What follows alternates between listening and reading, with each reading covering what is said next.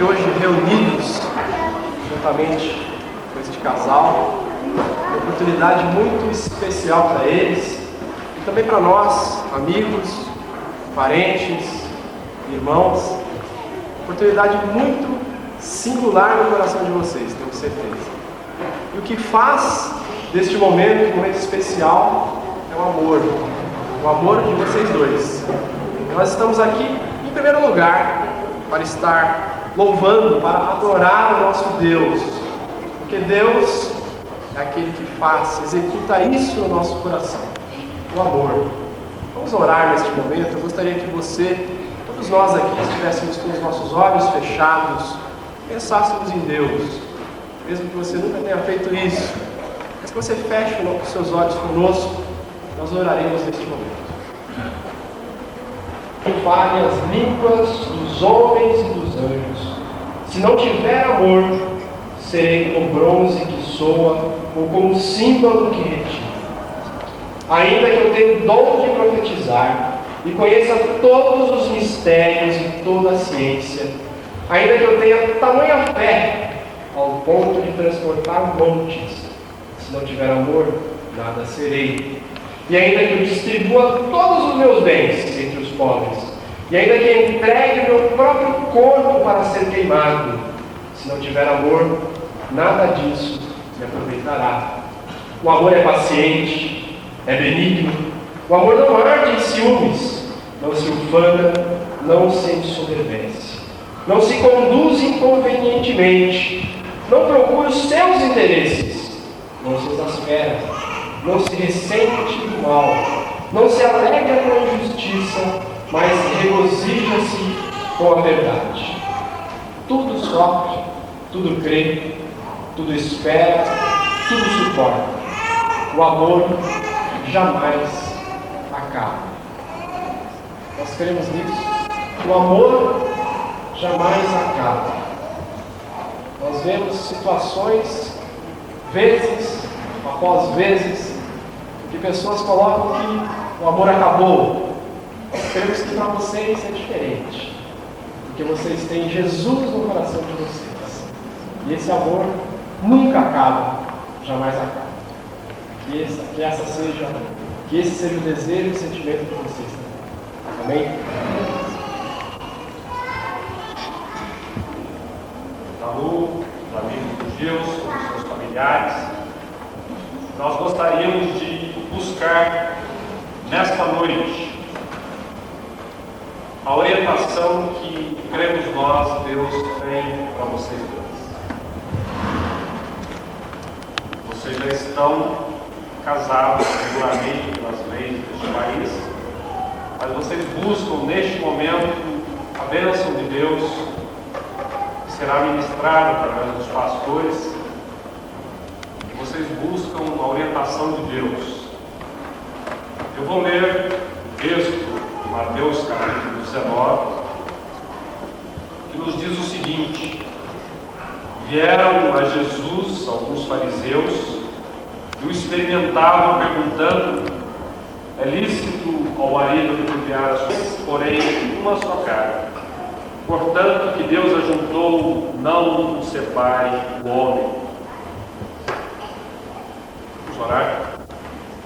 Senhor nosso Deus, mais uma vez declaramos que nesta noite nos reunimos em Teu nome para apresentarmos a Ti esta nova família que está se formando nesta noite, para apresentarmos a Ti a vida do Gilson, da Luciléia, ó Pai,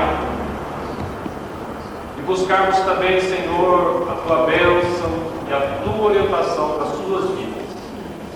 Abençoa-nos neste momento, dá-nos a Tua palavra neste momento. Em nome de Jesus. Amém. Amém.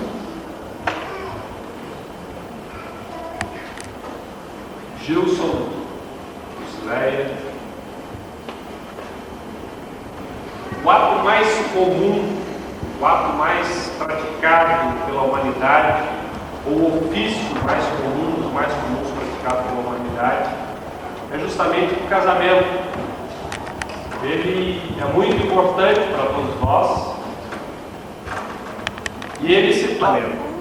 Mas isso são exceções da regra, porque a regra justamente é essa que todos devem se casar.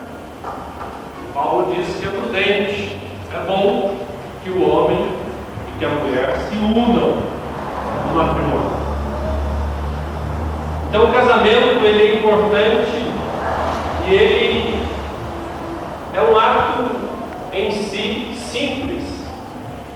Por mais que vocês tenham que ensaiar um pouco para ver como se casa, os padrinhos se postarem, existir toda uma liturgia, ele é um ato que a maioria de nós já passamos por ele. Estou vendo o Marcelo mais recentemente. E a maioria das pessoas que aqui estão, se Deus quiser, irão passar por esse ato. Que rapaz não sonha estar um dia com a sua noiva, como está hoje, mesmo aqui. E que noiva não sonha estar toda bonita, toda bem apresentada com Gilson, como está o Cereia nessa noite. Que moça não sonha com esse ato? Porque isso é normal. Mas o casamento ou ato ele pode se tornar um pouco complicado, dependendo de como nós vemos o casamento, de como nós encaramos o casamento, de como nós interpretamos o casamento para nós. Dependendo da nossa perspectiva, dependendo da nossa visão do casamento, ele pode se tornar algo complicado, o que não é da vontade de Deus. Então, nesta noite, nós gostaríamos. Tem que ser um casamento na perspectiva de Deus, na perspectiva que a Bíblia mostra, e não na perspectiva que o mundo sem Deus nos mostra.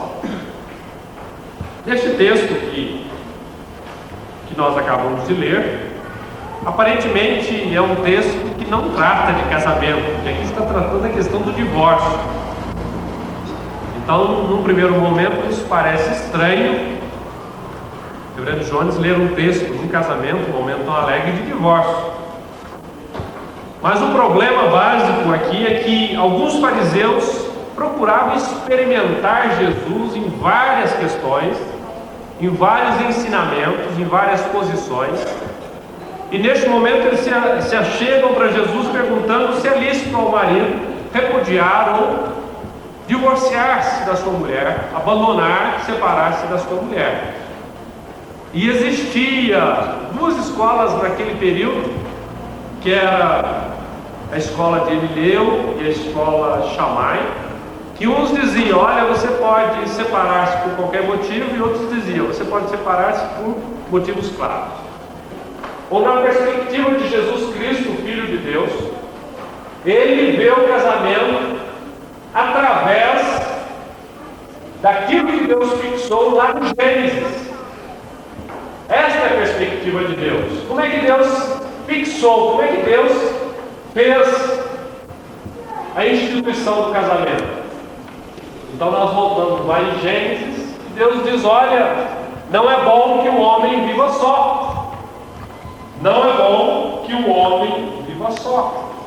E por isso não se achava dentre toda a criação uma auxiliadora que fosse idônea ao homem, ou que se adaptasse ao homem, ou que estivesse cobrindo todas as necessidades físicas, emocionais e espirituais do homem.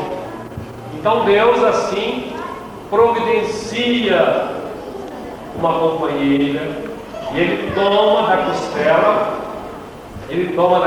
do homem a mulher. Ele passou lá no Gênesis este mandamento, essa regra geral para todos os homens, que nós evangélicos não aceitamos como sendo esse sacramento, porque é destinado a todos os homens. Não é nem só católico, nem só crente que se casa, mas todas as pessoas legalmente se casam pelas leis do seu país.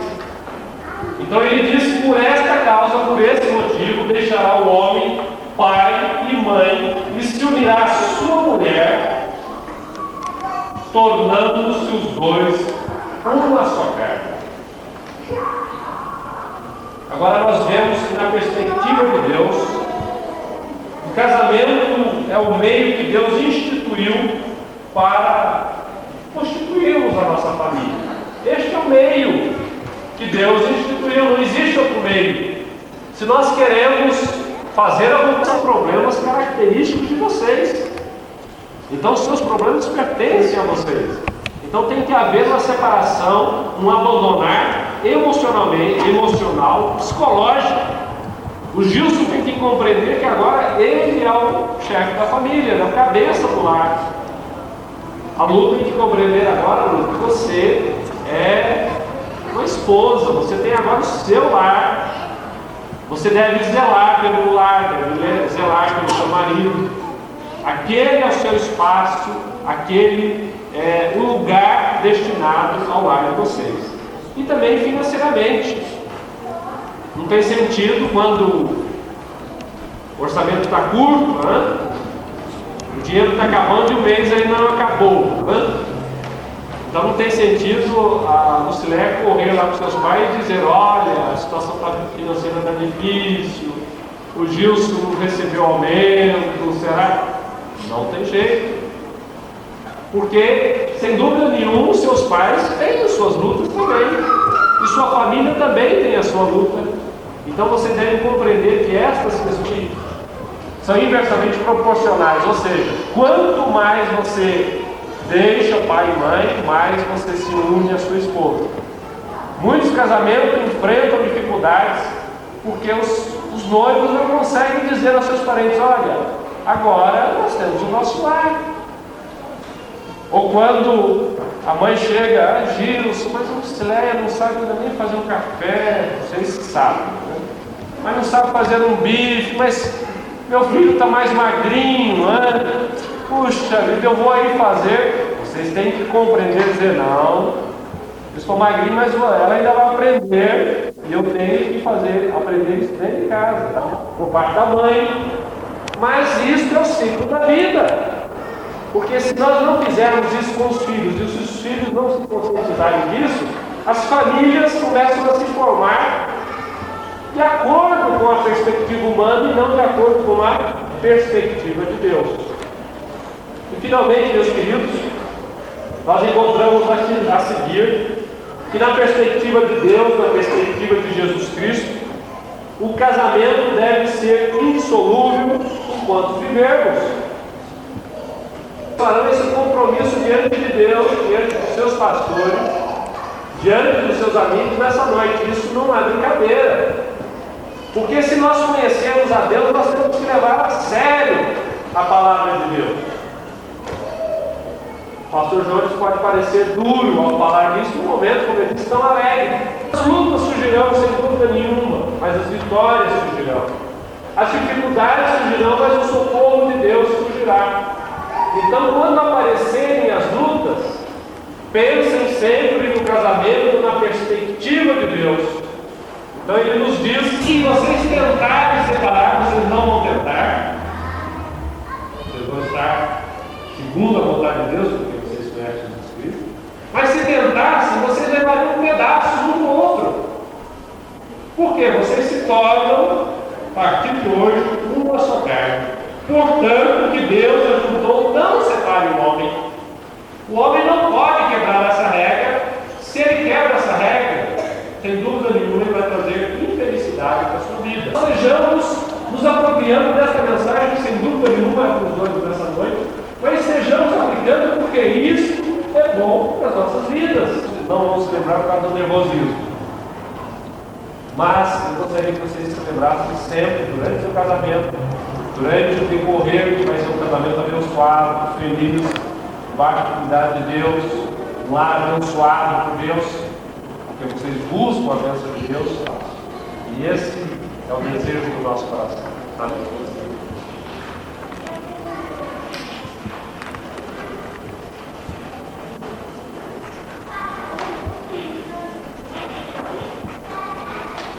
Gilson, essa ideia. Para muitos o casamento é ultrapassado já caiu na moda, né? Algumas pessoas até brincam e dizem que você está se enforcando, está indo para a forca, né? É uma brincadeira, mas na verdade você está se unindo. Isso não limita você, pelo contrário, é bênção na sua vida. Isso é bênção na sua vida. Hoje à tarde, passei na casa da Lucileia e disse assim: Lucileia, você casou mesmo? Casei sim. Olha, você já casou? Casei. Ela me provou que casou. Ela tirou o documento lá e falou: olha, eu casei, viu? Está aprovado aqui. Hoje pela manhã eles foram diante do magistrado civil e ali se casaram civilmente. Esse documento é muito importante para vocês. Nós poderíamos perguntar, neste momento: o que vocês vieram fazer aqui então, né? Vocês estão casados? Pertence a vocês. Vocês estão casados. Vocês vieram aqui buscar a bênção de Deus. Porque isso, sem isso, algo está incompleto na vida de vocês. Nós cremos assim, nós que conhecemos Cristo, pensamos assim, baseados no princípio: buscar em primeiro lugar o reino de Deus e a sua justiça, e as demais coisas serão acrescentadas na vida de vocês. Nós cremos nisso. E vocês estão casados sim, porém estão vindo aqui buscar a presença de Deus, pedindo que Deus esteja a cada dia no lar de vocês. Podemos dizer que vocês dois, na matemática divina, como disse o reverendo, 1 mais 1 é igual a 1. Vocês são 1. Nós queremos também que Jesus esteja sendo 1 também com vocês, presente neste lar. Tem um texto da palavra de Deus que fala algo mais sobre o selo, algo que é visível aos homens, algo que é demonstrado para as pessoas que nós amamos alguém. A palavra nos dá alguma coisa sobre isso, diz assim: põe um selo sobre o teu coração, com um selo sobre o teu braço, porque o amor é forte como a morte. As muitas águas não poderiam apagar o amor, nem os rios afogados. Então o amor não pode ser afogado, não pode ser apagado, essa chama que está dentro de vocês agora.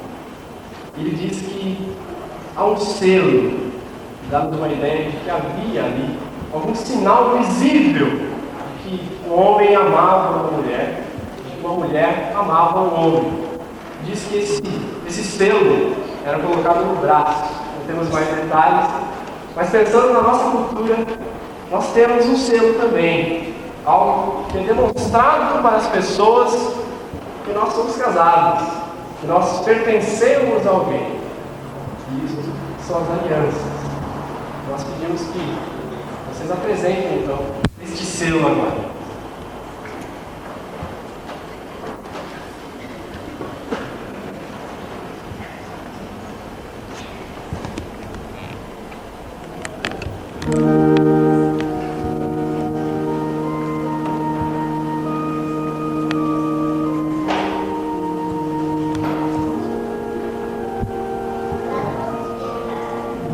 Costumam dizer da preciosidade deste ouro, né?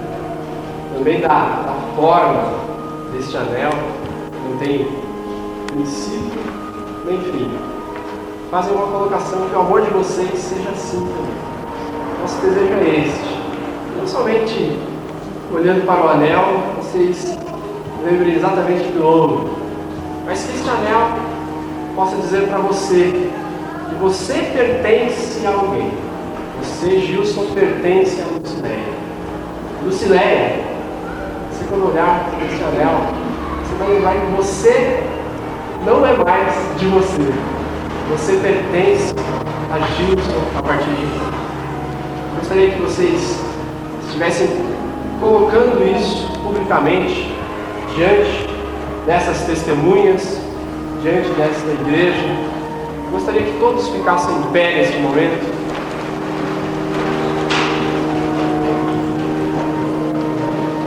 Eu peço também que vocês fiquem de frente um para o outro.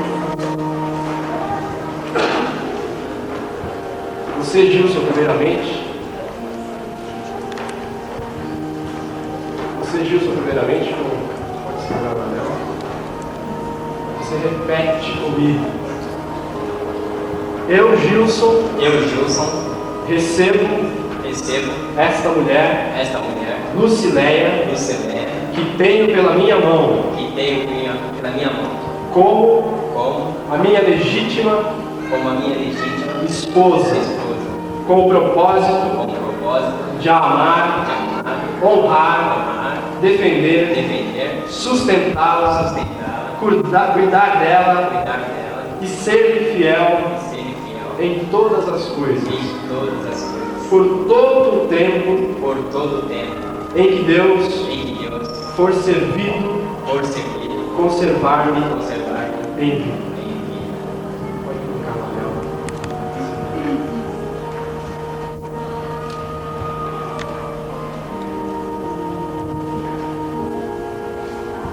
Você, Lucileia, repita comigo. Eu, Lucileia, recebo este homem, Gilson, que eu tenho pela mão, para amá-lo, honrá-lo, cuidar dele e ser-lhe submissa e fiel em todas as coisas, por todo o tempo que Deus for servido, conservar-me em vida.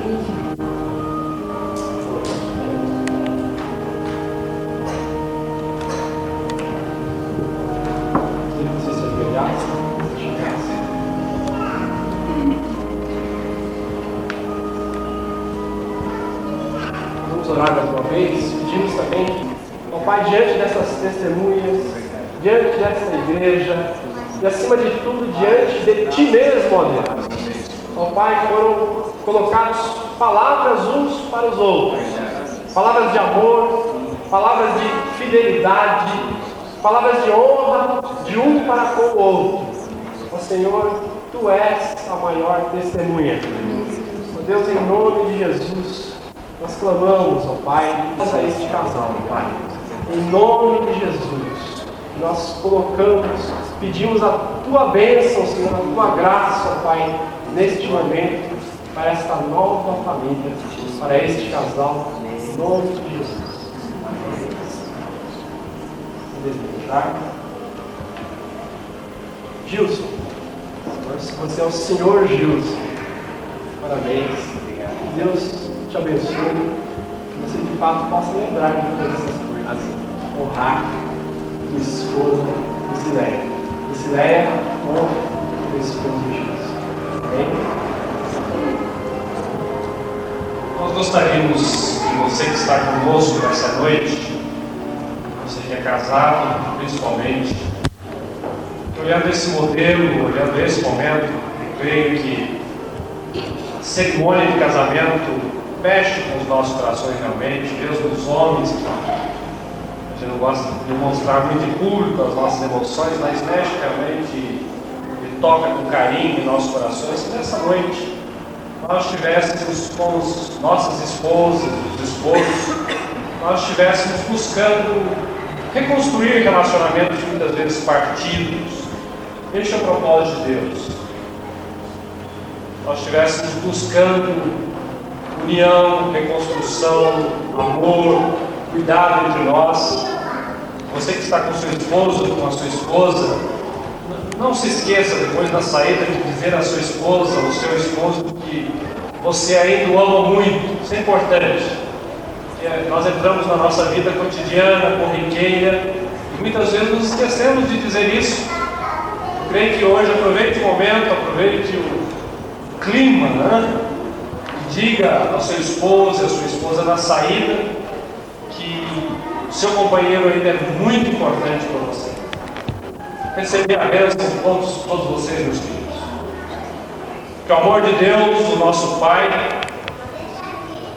que Jesus Cristo, a sua companhia, o seu sacrifício, também o seu amor e a consolação e o poder do Santo Espírito estejam com os amados irmãos que conhecem e foram libertos pelo poder de Jesus Cristo, e com todo o reino de Deus, hoje e eternamente. Amém. Amém.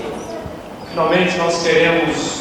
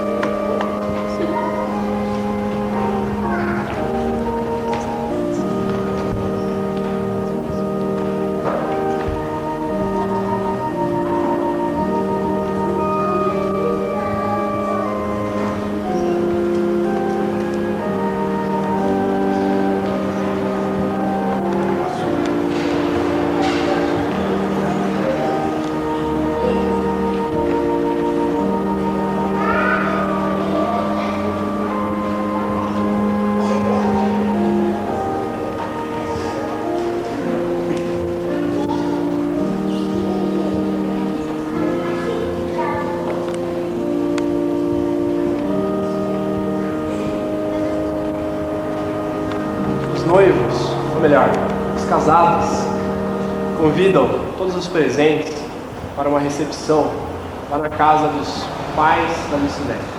Gostaria que todos estivessem presentes compartilhando com eles aí, né? Ide em paz. Deus abençoe.